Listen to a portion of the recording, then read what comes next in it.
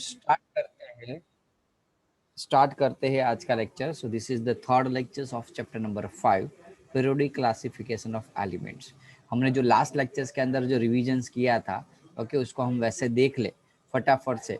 तो कोई भी क्लासिफिकेशन की जो जरूरत पड़ती है, कितने सारे एलिमेंट्स है, उसको अरेंज करने के लिए कितने साइंटिस्ट ने काम किया था। उसमें फर्स्ट नाम था डोबर ने 3 एलिमेंट्स के 3-3 ग्रुप बनाए थे, ओके, जिसमें क्या था, फर्स्ट और थर्ड एलिमेंट्स का एवरेज दूसरे जितना होता था। जैसे 1, 2 और 3 एलिमेंट्स के ग्रुप बनाए, 3, 3, 6 और 9 एलिमेंट्स के ग्रुप बनाया 3, 3 के। लेकिन प्रॉब्लम ये हुआ बच्चों, एक ही एलिमेंट्स का जो ग्रुप था वो इस हिसाब से चल रहा था, बाकी के ग्रुप ऐसे एवरेज मिल रहे नहीं थे, यानी कि ओवरऑल ये क्या हो गया था, फेल्ड हुआ था। ओके, उसके बाद आया न्यूलैंड्स, उसने 8-8 के ग्रुप बनाए, 8-8। उसने बताया कि 1 नंबर का और 8वें नंबर का एलिमेंट्स की प्रॉपर्टी सेम होती है। और उसने जो ये रिदम सेट किया था, म्यूजिक का जो सारे गामा पा रे सा है, उसके कंसेप्ट से लिया था। ओके, कि उसने एटॉमिक वेट के बेसिस पे सारे एलिमेंट्स को असेंडिंग ऑर्डर में अरेंज कर दिए, और उसने बताया कि ये वाले एलिमेंट्स उसकी सेम फिजिकल और केमिकल प्रॉपर्टी सेम है। उसके बाद बच्चों हुआ ऐसा कि न्यूलैंड्स ने जो बताया था ऐसा कुछ हुआ नहीं, क्योंकि उसने जो बताया था उसमें 20 तक ऐसा सब कुछ चला, कितना तक, कैल्शियम तक। बस यहाँ जो आपको दिख रहा है जितने हाइड्रोजन, लिथियम, बेरिलियम, ये एलिमेंट्स तक वो सीमित रहा। बाकी के जो एलिमेंट्स है, ओके, उसके लिए ये लोड लागू हो सका नहीं, खाली इतने ही एलिमेंट्स के लिए वो एक्सप्लेन कर पाया था। बाद में आया मैंडलीफ ने मॉडर्न पीरियोडिक टेबल्स का एक नींव रखी, क्योंकि उसने एक बहुत सारे एलिमेंट्स को एक प्रॉपर तरीके से अरेंज किया था। उसने जो अरेंज किया था वो एटॉमिक मासिस के बेसिस पे अरेंजमेंट था और केमिकल प्रॉपर्टी के बेसिस पे अरेंजमेंट हुआ था। उसमें से टोटल 63 एलिमेंट्स मैंडलीफ ने उस टाइम पे वर्कआउट कर लिए थे, और अलग अलग प्रोसेस के जरिए अपना उसका टेबल बनाया था। उसने बताया था क्या था कि कोई भी एलिमेंट है उसकी प्रॉपर्टी उसके मासिस के बेस पे होती है। तो एटॉमिक मास फाइंड करते करते, उसको असेंडिंग अरेंज करते करते बड़ा सा टेबल उसने बना दिया। नो डाउट उस टेबल्स के अंदर वो काफी सारा सक्सेस हुआ था, क्योंकि उसने बहुत सारे एलिमेंट्स उसके अंदर समा लिए थे। लेकिन फिर भी वो फेल्ड हुआ जस्ट बिकॉज ऑफ कि कुछ प्रॉब्लम्स। लेकिन उससे पहले उसके अचीवमेंट देख ले, तो अचीवमेंट में उसने बताया था कि सिमिलर प्रॉपर्टी वाले को सेम जगह दे दी थी। नोबल गैसेस को बाद में अरेंज करना हुआ तो पीछे से ऐड किया सकता। दूसरे जो एलिमेंट्स नहीं फाइंड हुए थे उसके ऊपर उसने प्रिडिक्शन कर दिया था, इस टाइप का कुछ एलिमेंट्स फाइंड हो सकता है। तो उस प्रिडिक्शन के जरिए उस एलिमेंट्स को फाइंड करना, ढूंढ निकालना इजी बन गया था। ये हुई उसकी एक एडवांटेज। अभी जो अचीवमेंट हमने डिस्कस की, लेकिन अचीवमेंट के साथ साथ उसकी लिमिटेशंस भी थी। लिमिटेशंस में एक लिमिटेशन थी, एक हाइड्रोजन का अपना खुद का स्पेस उसने डिसाइड नहीं कर पाया।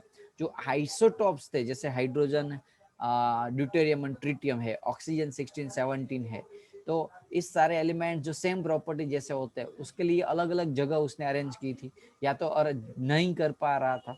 तो ये भी एक बड़ा लिमिटेशन है बच्चों, ओके, किसका, मैंडलीफ का।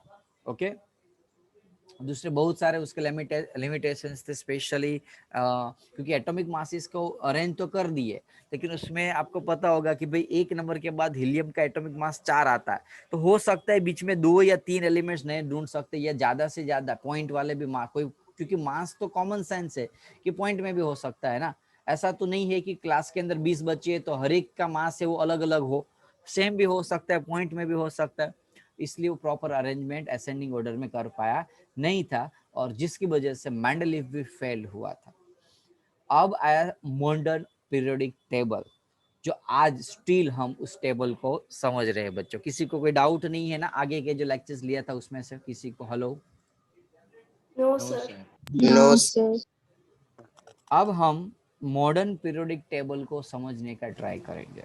हेनरी मोजले नाम के साइंटिस्ट ने सबसे पहले एटॉमिक नंबर बताया था कि atomic number is more fundamental property than atomic mass, यानी कि यदि इस एलिमेंट्स का एटॉमिक नंबर हमें यदि पता है तो उसके बारे में हम ज्यादा जान सकते हैं कंपेयर टू एटॉमिक मास। शायद मैंने ये चीज आपको ऑलरेडी एक लेक्चर आगे के लेक्चर में कहीं लेक्चर के बीच में समझा ही है कि यदि कोई एलिमेंट्स का मुझे एटॉमिक मास पता चले तो हम कुछ प्रिडिक्शन नहीं कर सकते, कैसा होगा, कैसा पॉजिटिव आयन बनेगा, नेगेटिव बनेगा, मेटल होगा, नॉन मेटल होगा, इलेक्ट्रॉन लूज करेगा, गेन करेगा, हार्ड होगा, सोनरस होगा, मेलेबल होगा, कुछ भी नहीं बता सकते हम।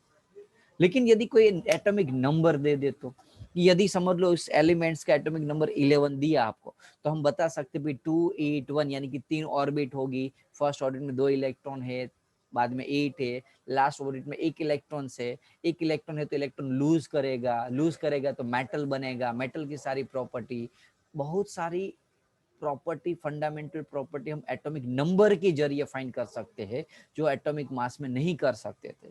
यही मेन एक नींव रखी हेनरी मोसले ने मॉडर्न पीरियोडिक टेबल की। बच्चों ये एटॉमिक नंबर नहीं होता तो स्टिल आज हमें वो जो आगे का मेंडलीफ का पीरियोडिक टेबल है वो पढ़ना पड़ता, और उसमें बहुत सारे कॉम्प्लिकेशंस थे जो हमें एक्सेप्ट करने पड़ते।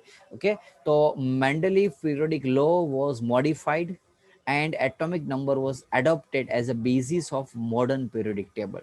कि जब तक इस मॉडर्न मेंडलीफ का पीरियोडिक टेबल था तब तक हम ऐसा मानते थे कि इसको एटॉमिक मास को हम क्या करते थे, प्रॉपर्टी मानते थे, क्योंकि एटॉमिक मासेस के जरिए सब कुछ अरेंजमेंट होता था।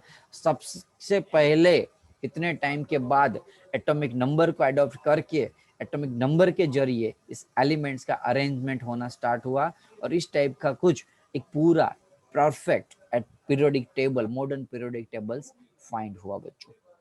ओके, इस टेबल्स के बारे में डिटेल्स में हम बाद में डिस्कस करते हैं, पहले थोड़ी सी बेसिक डिस्कशंस हम इस पीरियोडिक टेबल्स कैसे फाइंड हुआ और उसकी प्रॉपर्टी के बारे में समझते हैं बच्चों।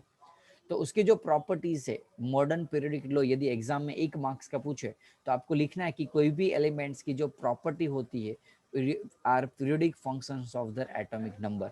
किसके ऊपर डिपेंड होती है कोई भी एलिमेंट्स की प्रॉपर्टी बच्चों? Atomic number. यानी कि कोई एलिमेंट्स का एटॉमिक नंबर कोई बता दे तो हम काफी सारी इंफॉर्मेशन उससे निकाल सकते हैं। यही चीज बच्चों मेंडलीफ पीरियोडिक लॉ में लिखना हो तो क्या लिखते थे यहाँ? Atomic mass. कंसेप्ट क्लियर होगा? मेंडलीफ पूछे तो एटॉमिक मास आएगा, और मॉडर्न पूछे तो एटॉमिक नंबर आएगा। मास पहले फाइंड हुआ था, नंबर बाद में निकला। डन बच्चों, कोई डाउट किसी को? No sir. Atomic number. Atomic number gives us the number of proton in the nucleus of atoms। Atomic number यानी कि क्या हमें शो कर रहा है कि नंबर ऑफ प्रोटॉन इस न्यूक्लियस के अंदर, नंबर ऑफ प्रोटॉन कितने हैं। वैसे तो नंबर ऑफ इलेक्ट्रॉन के बारे में भी बता सकता है, लेकिन समटाइम्स इलेक्ट्रॉन लूज और गेन हो सकता है, इसलिए वो थोड़ा अनस्टेबल बन जाता है। लेकिन प्रोटॉन एक फिक्स नंबर होता है, क्योंकि न्यूक्लियस को हम तोड़ नहीं सकते बेसिक रूम टेम्परेचर पे बच्चों। तो कोई भी एलिमेंट्स का एटॉमिक नंबर बताना हो तो क्या करेंगे बच्चों? उसके न्यूक्लियस में से कितने प्रोटॉन है वो फाइंड निकाल लेंगे। यदि वो पता चल जाएगा वही उसका एटॉमिक नंबर होगा। यानी कि इसका मीनिंग यदि मैं ऐसा बोल रहा हूँ कि सोडियम का एटॉमिक नंबर 11 है, तो कैसे पता चला कि सोडियम के न्यूक्लियस के अंदर प्रोटॉन कितने हो गए बच्चों? 11। समझ में आया बच्चों? Hello, yes sir. मैग्नीशियम का एटॉमिक नंबर समझ लो 12 है, तो इससे पता चला कि मैग्नीशियम के अंदर 12 प्रोटॉन होंगे। कैल्शियम का एटॉमिक नंबर 20 है, तो पता चला कैल्शियम में 20 प्रोटॉन हो गए। तो प्रोटॉन किस नंबर से हमें एटॉमिक नंबर के बारे में फाइंड हुआ। और तब तक जब तक न्यूक्लियस को ब्रेक नहीं कर पाए तब तक तो हम कॉमन सेंस है कि अंदर के प्रोटॉन की संख्या या उसके नंबर प्रिडिक्शन नहीं कर पाते थे। वो तो एटॉमिक नंबर यानी कि न्यूक्लियस को ब्रेक करने के लिए जो साइंटिस्ट लोग आए, बहुत सारे साइंटिस्टों का उसके अंदर कंट्रीब्यूशन है। उसमें सबसे ज्यादा कंट्रीब्यूशन जे थॉमसन का है बच्चों। जे थॉमसन है, हेनरी मोजले है, ओके, काफी सारे ऐसे साइंटिस्ट है जिसका ये अच्छा सा कंट्रीब्यूशन रहा। क्योंकि देखो एरोप्लेन तो सब कुछ बना लेते हैं, एरोप्लेन तो कोई भी साइंटिस्ट बना लेता है, क्योंकि वो हमें दिखता है और हम ये फिजिकल चीज होती है जो हमें आराम से उसके ऊपर वर्कआउट कर सकते हैं। लेकिन एटॉमिक नंबर में जिसको वर्कआउट करना हो तो हवा में करना है ना, प्रिडिक्शन के बेसिस पे करना पड़ेगा, क्योंकि वो देख ही नहीं सकते उस टाइम पे। तो वो लोग, उसको पता ही नहीं होगा। एक अंधे को बोल दो कि ताजमहल कैसा है तो कैसे बेचारा क्या बोलेगा आपको? समझ में आया कि नहीं? वो थोड़ा देख पा रहा है उसको, तो उसके बारे में उसको जज करना टफ हो जाएगा उस अंधे लोग, ब्लाइंड पर्सन के लिए। सेम यही चीज इन लोगों के साइंटिस्ट जब तक ये न्यूक्लियस को ब्रेक नहीं कर सकते, इलेक्ट्रिक माइक्रोस्कोप नहीं फाइंड कर सकते, तब तक हवा में गोलीबार जैसा ही था ये सब कुछ। और जो डोबर ने, न्यूलैंड्स और मेंडलीफ ने दिया था, हवा में ही फेंका था ना उसने, तो वो तो लग गया मेंडलीफ का, इसलिए सॉरी मेंडलीफ का इसलिए। बाकी डोबर ने और न्यूलैंड ने तो ऐसे तुक्के मारे थे जिससे तुक्के हम एग्जाम में डालते पेपर के अंदर जब कोई टॉपिक नहीं आता होता, हाँ कि ना? लगाना आपको ऐसे तुक्के लगाए, वैसा लग रहा था 3-3 के ग्रुप, कुछ नहीं। ये तो ऐसा हुआ कि एक कंपटीशन रखनी और स्कूल के अंदर से आपको टीम भेजनी है, तो टीम भेजी कितनी, 2500 टीम। कैसे आई? 3-3 के ग्रुप बने, 7500 स्टूडेंट्स थे। ऐसे थोड़ा चलता है, कहीं 2 से 3 टीम भेज सकते हैं ना। तो ये चीज डोबर ने और न्यूलैंड्स ने की थी, जो बहुत अच्छी तरह से पीट गए थे। ओके, लेकिन मेंडलीफ का मेहनत अच्छी थी, ओके, वर्कआउट अच्छा था, तो भले वो 100% सक्सेस नहीं हुआ, लेकिन नियर अबाउट 70-80% जो मॉडर्न पीरियोडिक टेबल में बनाने में सक्सेस हो गया था बच्चों।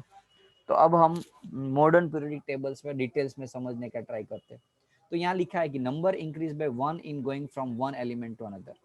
नंबर कैसे एलिमेंट इंक्रीज होता है? देखो, हाइड्रोजन, हीलियम, लिथियम, बेरिलियम। तो एटॉमिक नंबर बोलो बच्चों, हाइड्रोजन का कितना होता है? 1, हीलियम का 2, लिथियम का 3, बेरिलियम का 1। अब ऐसे हो सकता है न्यूक्लियस के अंदर आधे प्रोटॉन, क्योंकि प्रोटॉन फंडामेंटल पार्टिकल, आधा तो हो नहीं सकता। तो यानी कि एलिमेंट्स के अंदर ऐसे हो नहीं सकते 11.5 या 12.6 से 12.7, या तो हो सकता है तो नेचुरल नंबर ही हो सकते, क्योंकि नंबर्स ऑफ प्रोटॉन है, प्रोटॉन पूरे ही हो गए, आधे तो नहीं हो गए। इसलिए एटॉमिक नंबर भी क्या हुआ बच्चों, एक नेचुरल नंबर में मिला। समझ में आया बच्चों? जो एटॉमिक मास में ऐसा नहीं होता। एटॉमिक मास कुछ भी हो सकता है, पॉइंट में भी आ सकता है। जैसे एटॉमिक मास हाइड्रोजन का 1 है, इसका 4 है, इसका 5.9 समथिंग है, बोरॉन का कुछ 10 जैसा है। तो यहाँ कुछ सीक्वेंस जैसा कुछ लग रहा है आपको? सीक्वेंस जैसा नहीं लग रहा है ना? ओके, इसके लिए ये हमारे लिए काम का नहीं था, ये हमारे लिए काम का था। क्यों? क्योंकि यदि समझ लो में हमें उस टाइम पे हाइड्रोजन मिला और उसके बाद लिथियम मिला, तो हमें पता ही था कि 2 नंबर का कोई एलिमेंट्स अभी भी बाकी है, जो नियर अबाउट कभी भी फाइंड हो सकता है। तो हमें एक ही जगह की जरूरत थी, एक ही एलिमेंट्स बाकी था, तो एक ही जगह छोड़ी हमने और फिक्स हो गया। उसके बाद बीच में कोई नहीं आ सकता 2 और 3 के बीच में। समझ में आया कि नहीं बच्चों? एक फिक्स वैल्यूज मिली, एक फिक्स पोजीशन मिली, एक फिक्स प्रिडिक्शन मिला, भाई इसके बीच में 2 जगह खाली है तो 2 ही एलिमेंट्स आ सकते, इससे ज्यादा या इससे कम नहीं आ सकते। डन बच्चों? कोई डाउट हो तो बताओ बच्चों किसी को, हाँ कि ना? तो modern periodic table elements were arranged in order of increasing atomic number z leads us to the classification known as the modern periodic table। तो बस यही तरीके से एलिमेंट्स को जब असेंडिंग ऑर्डर्स में अरेंज करना हमने स्टार्ट कर दिया, ओके, तभी जाके इस मॉडर्न पीरियोडिक टेबल्स की नींव रखी और हमें वहां से लीड मिली। और ये अच्छा सा, प्यारा सा, छोटा सा पीरियोडिक टेबल मिला, जिससे पूरा केमिस्ट्री इस चीज के ऊपर डिपेंड है। पूरा केमिस्ट्री आ गया इस पेज के अंदर, इस स्लाइड्स के अंदर बच्चों। समझ में आ रहा है कि नहीं? Whole chemistry. अब chemistry is the wide branch, उसमें मेडिकल फील्ड भी आ जाती है। जो मेडिसिन खाते हो इसमें देख लेना, कहीं से यहाँ से कोई लेटर उठाया होगा, देख लेना, ट्राई किया कभी? Yes sir. ओके, आप कोई भी मेडिकल, कोई भी केमिकल, कोई भी केमिस्ट्री की कोई भी चीज, हर एक चीज यहाँ से बनी होती है। पूरा वर्ल्ड है वो यहाँ से बना होता है, इस चीज से। पूरा का पूरा वर्ल्ड, कोई भी चीज, इतने जो एलिमेंट्स है उसमें से ही बनी होती है। तो ये है हमारा मॉडर्न पीरियोडिक टेबल्स। अब देखो, इस टेबल्स में हम थोड़ा समझने का ट्राई करेंगे बच्चों। इसमें ये जो ब्लॉक है उसको हम एस ब्लॉक बोलते हैं। कौन सा ब्लॉक बोलते हैं बच्चों? S block. ये जो ब्लॉक है वो पी ब्लॉक है। कौन सा ब्लॉक है बच्चों? P block. ये जो ब्लॉक है वो डी ब्लॉक है, और ये जो है वो एफ ब्लॉक है। समझ में आया बच्चों? S P D F block में डिवाइड कर दिया। ऐसा क्यों? उसका रीजंस मैं आपको बाद में बताऊंगा। ऐसा उसकी प्रॉपर्टी के जरिए उसको अरेंज किया होगा। ओके, लेकिन पता चल गया ना, पहले ब्लॉक्स निकालना। यहां से यहां तक का एस ब्लॉक है। समझ में आया बच्चों? Yes sir. यहां से यहां तक का ये बाउंड्री वो डी ब्लॉक की है, और ये बाउंड्री पी। अब आप बोले सर इतनी सारी चीज हमें याद रखनी पड़ेगी? नहीं बच्चों, देखो मैं आपको बताऊं ना, तो आपको कहीं भी कोई भी सम्स के अंदर कोई भी केमिस्ट्री के लेक्चर्स में या कहीं भी टॉपिक में एफ ब्लॉक के बारे में या डी ब्लॉक के बारे में सीखने को नहीं आएगा। आपके सिलेबस में खाली एस ब्लॉक और पी ब्लॉक ही है बच्चों। डन? Yes sir. इसके ऊपर क्रॉस कर दे जो नहीं पढ़ना है वो। ओके, तो डी ब्लॉक हमें नहीं पढ़ना है और एफ ब्लॉक हमें नहीं पढ़ना है, तो खाली एस और पी ब्लॉक। बच्चों आपको याद रखना है, ये सामने जो दिख रहा है वो टेबल को अच्छे से ऐसे ही सेम यूजुअल एस और पी ब्लॉक को। तो मेरे साथ आपको एक पेन ले लेनी है, ओके, और मैं जो बोलूं वो अपनी लैंग्वेज में, अपनी हिंदी गुजराती इंग्लिश जिसमें भी सेट हुआ, मेरे पास उसकी बनाई हुई सीट भी है, पीडीएफ फाइल है, मैं ढूंढ के भेजूंगा, लेकिन शायद ना मिले तो बाद में आपको नुकसान ना हो, इसलिए पहले हम इस पहले नंबर के ओके क्या क्या होता है इसमें वो बाद में डिस्कस करेंगे, उसके अंदर डिटेल में समझने का। लेकिन पहले मैं आपको याद रखने के लिए एक शॉर्टकट तरीका देता हूँ। सारे स्टूडेंट्स ध्यान रखना, अपना दिमाग ओपन रखना, मजा आएगा लेकिन याद रखना पड़ेगा आपको। तो पहला वाला ये ब्लॉक याद रखना है बच्चों आपको, ये ब्लॉक। तो उसके लिए एक स्टोरी बताता हूं मैं। एक हेली नाम की लड़की थी, हेली नाम की लड़की थी। उसने रब से फरियाद की। क्या की? रब से फरियाद की। क्या? हे रब, हे भगवान, मुझे याद नहीं रहता। ये कॉमन फरियाद होती है जब हम कोई भी बच्चे को पूछते हैं ना, अभी ये आंसर सर में याद नहीं रहा। ये कॉमन लॉजिक है। पेरेंट्स को परसेंटेज क्यों कम आए बेटा? पापा याद नहीं रहता, मैं याद लर्न तो कर दो लेकिन भूल जाते। ये कॉमन फरियाद होती है हमारी। तो सेम यही चीज हेली नाम की लड़की ने किसको फरियाद की बच्चों? रब से फरियाद की। अब याद रखो, हे ली ने, हेली ने की रब से फरियाद। सीक्वेंस में याद रहेगा बच्चों। हे हाइड्रोजन, ली लिथियम, ने सोडियम, की पोटेशियम, रब रुबिडियम, से सीजियम्स, फ्रांसियम्स। याद रहेगा बच्चों?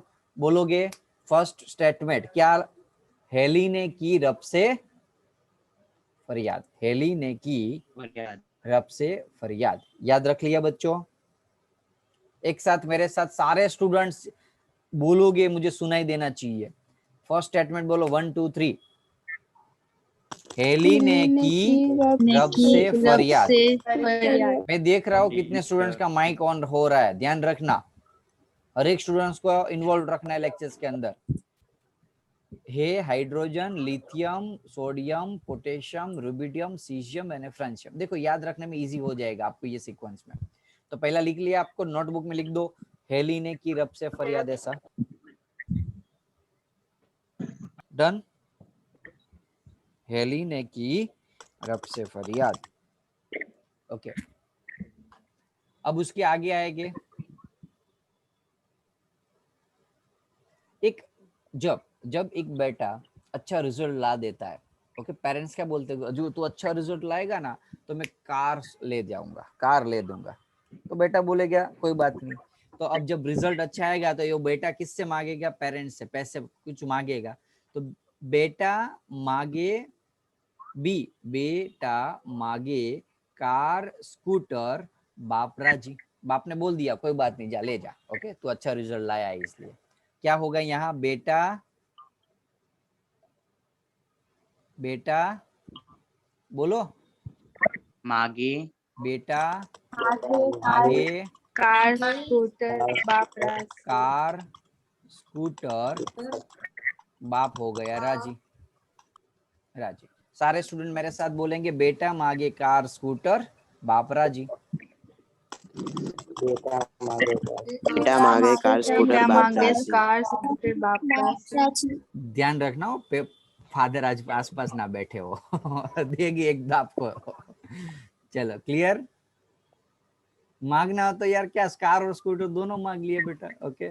एक आध तो मेरे लिए रखता है, ऐसा बोलेगा बाद में। चलो डन हो गया बच्चों। फाइल सेकंड नंबर का बेरिलियम मांगे मैग्नीशियम, कार यानी कि कैल्शियम, स्कूटर यानी कि स्ट्रोंशियम्स, बाप बेरियम और राजी यानी कि रेडियम। रहेगा याद बच्चों? लिख लेना हो, मैं यहाँ नहीं लिख रहा हूँ इसलिए आपको बोल रहा हूँ, लिखते रहे ना, बाद में भूल जाओगे।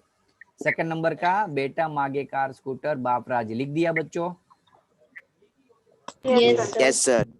पक्का? Yes sir. ये याद रहेगा, BMGCA। ओके, मैंने ऐसा याद रखा था, BMGCA सर बेरा। ओके, लेकिन बाद में क्या मेरी इज्जत का कचरा हो रहा था, इसलिए चेंज कर दिया, बेटा मांगे कार स्कूटर कर दिया। चलो डन बच्चों, सेकंड नंबर में। यस। ओके, अब ये यहाँ आ जाओ डायरेक्ट, क्योंकि ये तो कैंसिल है डी ब्लॉक के, तो यहाँ आ जाओ बच्चों। चलो ओके, अब एक लड़का था। ओके, बाला मूवी देखा ना बच्चों? बाला, यस सर। बाला मूवी के अंदर क्या था, उसके वो जो क्या बोले, सिर बाल नहीं थे, वो बाला मूवी ना, वो हीरो के बाल नहीं थे और यस सर। Yes sir. तो वो बाला ने क्या किया, एक टोक्यो से तेल मंगवाया। क्या मंगवाया बच्चों? ऑयल, जो तेल डालना होता है। ओके, क्यों? क्योंकि बाल नहीं थे, तो बाल आ जाए तो कोई अच्छी लड़की मिल जाए उसको। ओके, तो टाल वाले लड़के होते हैं ना, उसको थोड़ी ज्यादा दिक्कत होती है लड़की ढूंढने में। ओके, हाँ नो डाउट, मैरिज के बाद वैसे सभी को टाला ही जाती है।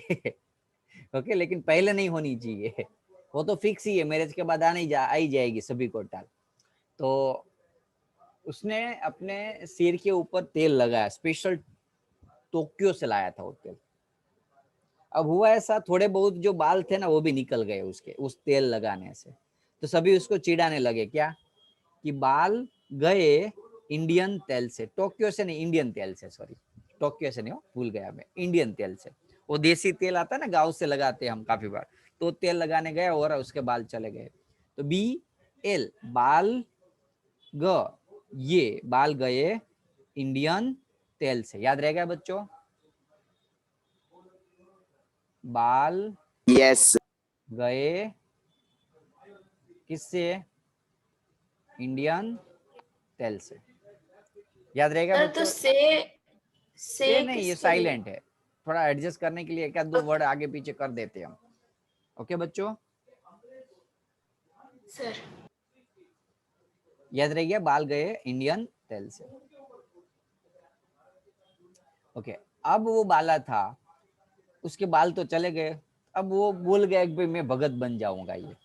तो वो गए काशी। जनरली भगत बन के कहाँ जाते हैं बच्चों? काशी। ओके, ज्यादातर काशी जो होते हैं वहां ऐसे साधु संत ज्यादा रहते हैं। तो कहाँ गया बाला बच्चों? काशी। काशी, तो काशी गए कौन? अब ये बाला जो होता था वो बाला नहीं रहा, कहाँ क्या बन गया? संत बन गया, संत। और संत को जनरली हम क्या बोलते हैं? हे प्रभु। तो कौन गया? बाला। कहाँ गया? काशी। काशी गए, काशी गए कौन? संत प्रभु। याद रख लिया बच्चों, ये काशी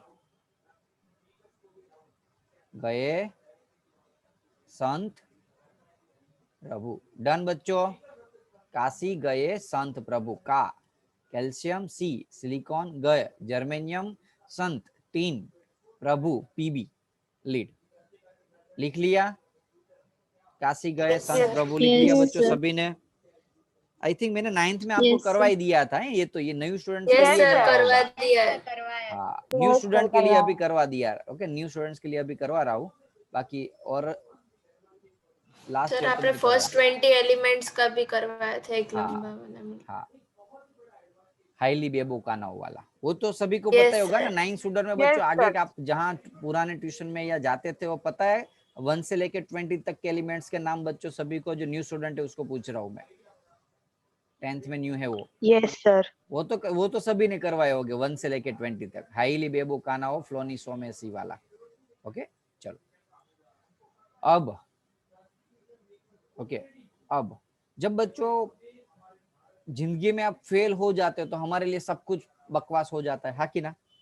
कुछ काम का नहीं रहता, ऐसे मूड ऑफ हो जाता है। तो एक लड़का न पास हुआ, क्या हुआ? न पास। तो न पास, जब न पास हुए तो उसने क्या बोला? सब बकवास। न पास तो सब बकवास, NPS, न पास तो सब बकवास। बच्चों क्लियर है? न नाइट्रोजन, पा फॉस्फोरस, आस आर्सेनिक, सब आर्सेनिक और बकवास यानी कि बिस्मथ। यहाँ एंटीबॉडी बोलते हो, यहाँ भूल हुई है, यहाँ एंटीबॉडी बोलते हो उसको, नपास एसबी को एंटीबॉडी। क्लियर बच्चों? वैसे आपको ज्यादा काम नहीं आएगी ये चीज तो, ओके, फिर लेकिन याद रखो तो अच्छा है।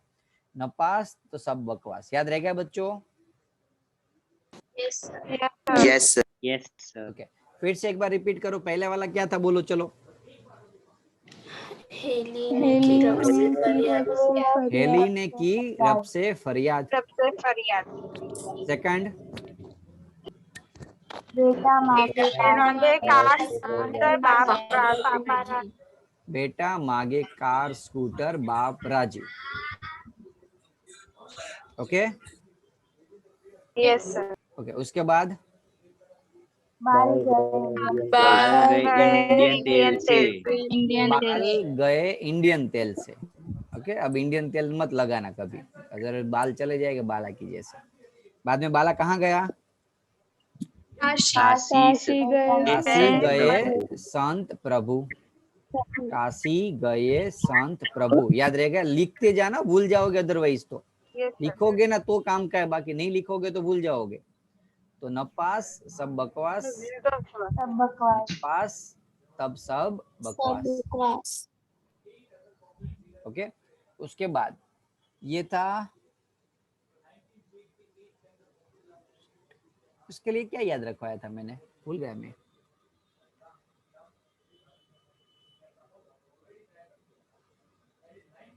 याद है बच्चों ये वाला?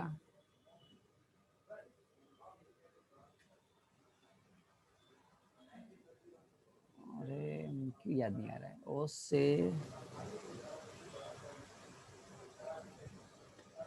से टेपो, ऐसे याद रख लो अभी टेम्पररी। ओ से टेपो, ऐसा कुछ याद रखवाया तो इसका मुझे माइंड में नहीं अभी आ रहा है, जब भी आएगा तब बता दूंगा। हाँ बच्चों, ओ से टेपो,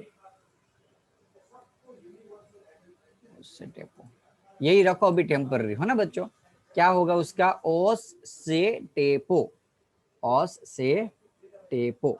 क्लियर बच्चों? ओस से टेपो। हेलो बच्चों, आवाज आ रही है मेरी? Yes sir. ओके, बाद में इसको क्या याद रखवाया था?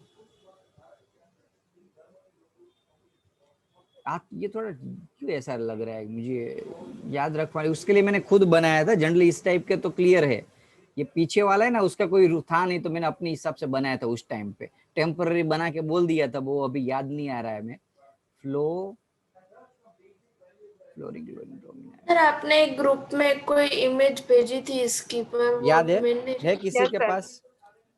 Yes, sir. मेरे पास है। मुझे पास फॉरवर्ड करो, मुझे फॉरवर्ड करो जल्दी से, चलो तब याद आ जाएगा। उस टाइम पे मैंने उस टाइम बनाया था लेकिन अब भूल गया हूँ मैं, जल्दी से भेजो मुझे। तो नपास सब बकवास था। ओके, इसका बहुत अच्छे से हमने बनाया था। ये जो बाला था ना, बाला जब तेल आया था इंडियन तेल का, तो जिसके पास वो लगवाया था ना, वो उसको वो क्या बोलता था? वो स्टाइल से तेल पॉलिश कर, क्या स्टाइल से तेल पॉलिश, तो ओ स्टाइल से तेल पॉलिश। समझ में आया बच्चों? बाला क्या बोल रहा था? ओ स्टाइल से तेल पॉलिश कर, तो ओ स्टाइल से तेल पॉलिश। याद रह गया बच्चों ये वाला? मैं उसको ग्रुप में भेज रहा हूँ अभी, ग्रुप की 10th स्टैंडर्ड के ग्रुप के अंदर भेज रहा हूँ, आप उसको सेव कर देना बच्चों, क्योंकि ये क्या है, बाद में भूल जाऊंगा ना तो याद मैं भी खुद, क्योंकि काफी बार याद हो जाता है, काफी बार याद नहीं आता, इसलिए ऐसा ना हो। ओके, चलो देखो मैंने अभी भेज दिया है, तो ये याद कर लिया बच्चों। ओ स्टाइल से तेल पॉलिश, ओ स्टाइल से तेल पॉलिश। डन बच्चों? Yes, sir. ओके, अब क्या है कि हर एक के घर के आजू बाजू में एक आंटी ऐसी होती है, हर बार फोन पे बात ही करती रहती है अपने मम्मी से, अपने ओके बहन से, इधर उधर की करती होती है। होता है कि नहीं? जनरली होगा, किसी के हर एक के घर के आसपास एक आध आंटी तो मिल ही जाएगी सभी को। Yes sir. बस वो ध्यान रखना कि वो आंटी आपके घर पे अभी बैठे ना हो, अदरवाइज आप कल मेरे घर यहाँ क्लासेस पे आके मेरे साथ झगड़ने लगेंगे। ओके। तो वो आंटी जो होती है वो हमें कभी भी पढ़ने नहीं अच्छे से देती, थोड़े टाइम के लिए एकदम अच्छे से कोई टॉपिक समझ में आया हो आके हाँ काल आवी जईशो तमे, ओके कहीं ओके कोई भी अपने हिसाब से बात करने लगती है और पंचायत करने लगती है। तो जब भी हम अच्छे से काम करना बैठते हैं ओके या कोई रीडिंग करना बैठते हैं तो फिर वो कॉल करने बाहर आ जाती है आंटी। क्या आ जाती है बच्चों? वो फिर वापिस कॉल करने बाहर आ जाती है आंटी। तो यहाँ देखो फिर यानी कि एफ, कॉल करने बाहर BR आई आंटी, फिर कॉल करने बाहर आई आंटी। बच्चों लिख दो, वैसे लिखने की जरूरत नहीं क्योंकि मैंने आपको भेजा अभी, वो याद रखने में इजी हो जाएगा सबको। ओ फिर कॉल करने बाहर आई आंटी। कोई डाउट बच्चों किसी को? No sir. ओके चलो यहाँ से वापस एक बार देख लेते हैं, इसको बोलो चलो 5th नंबर का। बाल गए इंडियन तेल से, बाल गए इंडियन तेल से। बाद में काशी गए संत संत प्रभु, प्रभु, बाद में नपास का बकवास। उसके बाद वो स्टाइल से वो स्टाइल से स्टाइल से तेल ओ पॉलिश। स्टाइल से तेल पॉलिश। क्या? ओ स्टाइल से तेल पॉलिश। उसके बाद फिर कॉल करने बाहर आई आ गई आंटी। आंटी घर पे। ओके ध्यान रखना आजू बाजू में सुन ना जाए। ओके चलो फिर कॉल करने बाहर आई आंटी। अब ये जब बॉयज होते हैं ना बॉयज, उसमें एक आध नंग तो ऐसे होते ही है ग्रुप के अंदर जो जब भी बैटिंग होते हैं तो पहले लेने आ जाते हैं, जब फील्डिंग भाग में आते हैं तो कुछ बहाना निकाल के चले जाते हैं। हाँ कि नहीं? होता है ना ऐसा? एक आध होगा या फिर ग्रुप में तो बाद में क्या बोलते हैं, इसको है ना वापिस आना ही नहीं देना क्योंकि वो कभी भी आता ही नहीं है। और जब आता है ना तो सभी लोग क्या बोलते हैं, उसको 0 रन पे आउट कर दे। एक तो ही नेवर अराइव्स, वो कभी एक तो आता ही नहीं है जब बैटिंग फील्डिंग हो तब, तो ही नेवर अराइव्स। अब जब आया है तो उसको क्या करना है? 0 रन पे आउट कर, 0 रन पे आउट। ही नेवर अराइव्स कर 0 रन पे आउट। बोलो फिर से बच्चों, ही नेवर अराइव्स कर 0 रन पे आउट। अब बच्चों ये सीक्वेंस, ये टेबल आप खुद बना सकते हो कि नहीं? बोलो चलो। जैसे हम फर्स्ट टेबल बोले, फर्स्ट में क्या था बोलो चलो। हेली ने रब से फरियाद। फर्स्ट नंबर हो गया, देख लो आराम से। सेकंड नंबर बच्चों, बेटा मांगे कार स्कूटर, बाप एक आध कम हो गया। हाँ उसमें हाइड्रोजन एक्स्ट्रा था ना। ओके इसमें हाइड्रोजन एक्स्ट्रा था बच्चों, क्योंकि हाइड्रोजन है ना वो ऊपर आता है। हाँ बोलो सर, खेवना को एडमिट करो ना। ओके बेटा डॉक्टर तो हूँ नहीं, इसको एडमिट कर लो। सर मतलब किया क्या? हाँ किया मजाक कर रहा हूँ। चलो थर्ड नंबर देखो बच्चों, थर्ड नंबर क्या थी? बाल गए इंडियन तेल बाल गए इंडियन तेल से। ओके 1 2 13 नंबर का हो, 3 4 5 6 जो है वो डी ग्रुप की है तो वो आपको नहीं करना है। 14 ग्रुप का बच्चों, काशी गए गए संत प्रभु। प्रभु, गए संत प्रभु। बाद में नपास तो सब बकवास। बाद में वो स्टाइल से तेल पॉलिश। ओ स्टाइल से तेल पॉलिश। बाद में फिर कॉल वो आंटी घर पे आ गए। कॉल करने आई आंटी। फिर कॉल करने नहीं आता बाहर ना, हाँ, आए कर वैसे बोलते हैं हम, आंटी। करने के लिए। हाँ, यस सर, DR। बिहार, बाहर आई आंटी आंटी। और 18 नंबर में क्या था? ही नेवर अराइव arrives कर 0 रन पे कर आउट। 0 रन पे 0 रन पे आउट। डाउट हो तो बताओ बच्चों। ओके, तो ये टेबल्स आपको कभी भी कहीं भी काम आ सकता है।